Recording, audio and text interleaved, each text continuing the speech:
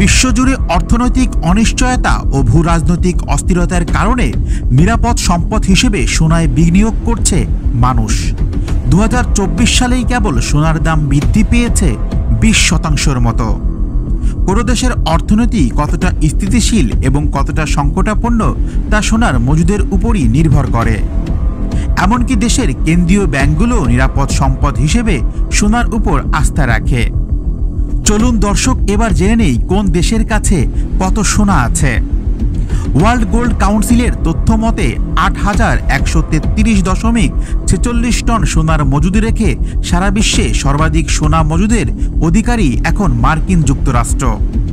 এরপরই দ্বিতীয় স্থানে রয়েছে ইউরোপের জার্মানি, যাদের সোনা মজুদ রয়েছে 3351.53 টন। তৃতীয় অবস্থানে ইউরোপের আরেক দেশ ইতালি, দেশটিতে রয়েছে 2451.84 টন সোনা। ঠিক তারপরই রয়েছে ফ্রান্স, এই দেশে মজুদ আছে 2436.97 টন সোনা। সোনা মজুদে পিছিয়ে নেই রাশিয়াও, পঞ্চম অবস্থানে রয়েছে এই দেশটি, তাদের কাছে আছে 2335.85 টন সোনা। ষষ্ঠ অবস্থানে আছে এশিয়ার চীন, তাদের মজুদ রয়েছে 2264.32 টন সোনা।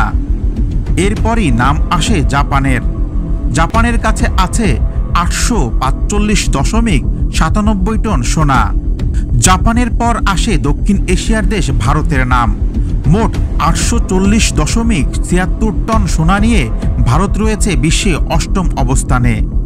ওয়ার্ল্ড গোল্ড কাউন্সিলের সোনার মজুদের শীর্ষ 30টি দেশের তালিকায় আরও রয়েছে পর্তুগাল, পোল্যান্ড, উজবেকিস্তান, যুক্তরাজ্য, Kazakhstan, Spain, Austria, Thailand, Singapore, Belgium, Brazil, মিশর, সুইডেন, দক্ষিণ Africa, Mexico, Greece, Qatar, Romania, Hungary ও অস্ট্রেলিয়ারও নাম। এইসব দেশেও মজুদ রয়েছে বিপুল পরিমাণ সোনা। Sakib Hasan Pappu, News express.